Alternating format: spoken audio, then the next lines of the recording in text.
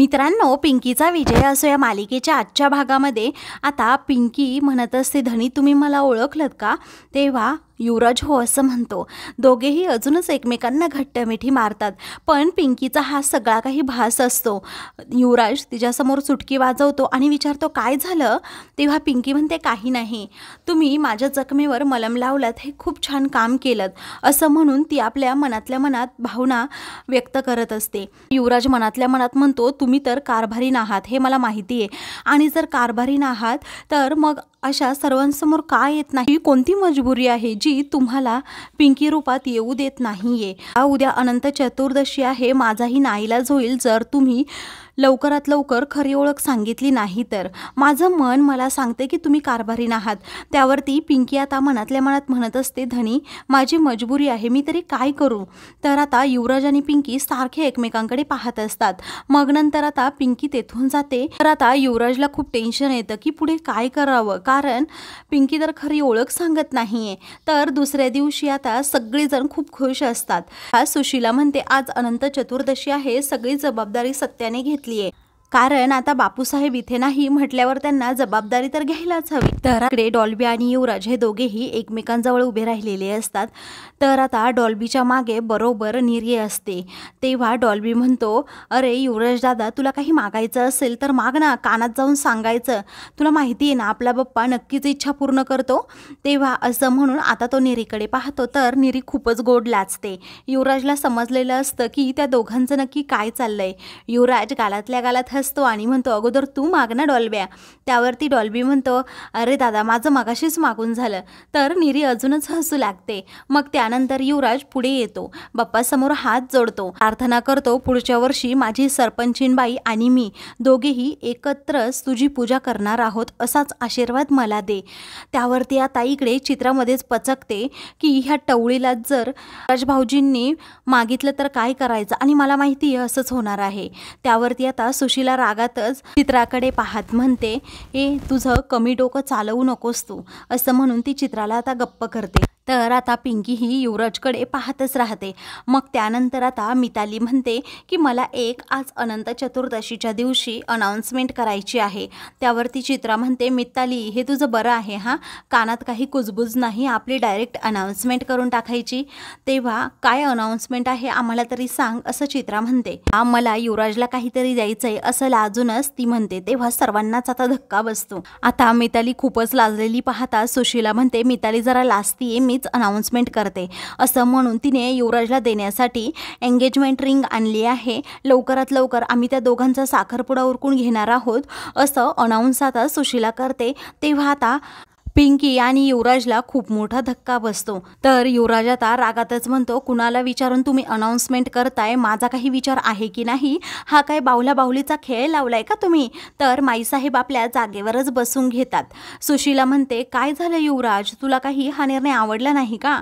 त्यावरती आता मिताली म्हणते, सासूबाई तुम्ही थांबा, पण माझ्या डॅडने फक्त अनंत चतुर्दशीपर्यंतच डेडलाईन दिली होती म्हणून मी ही अनाउन्समेंट केली. तर आता सासूबाईंनी हा निर्णय घेतल्याचं मिताली म्हणते. तेव्हा रागातच आता युवराज सुशीलाकडे पाहतो.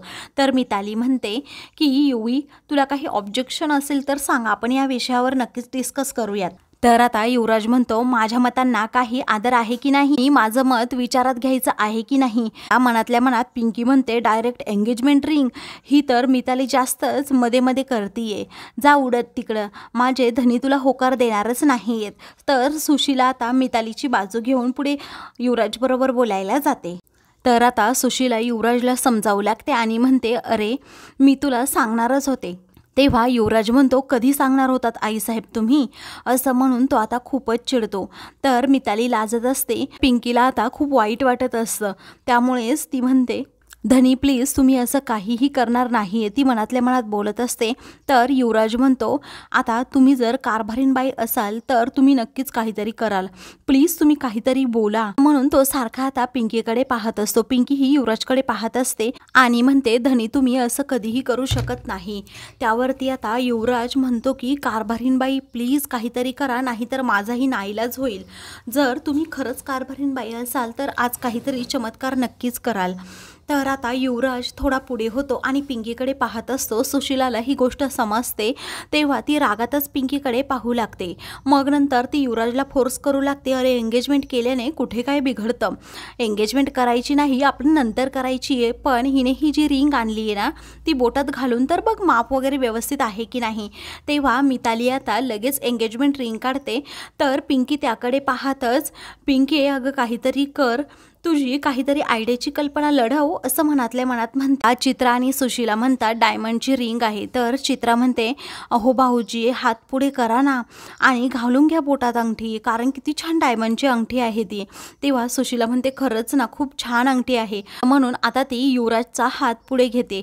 तेव्हा युवराज हा म्हणतो की काहीतरी करा कारभारीणबाई, अहो आम्हाला तिने बोट देखील पकडलेला आवडणार नाही, प्लीज काहीतरी करा.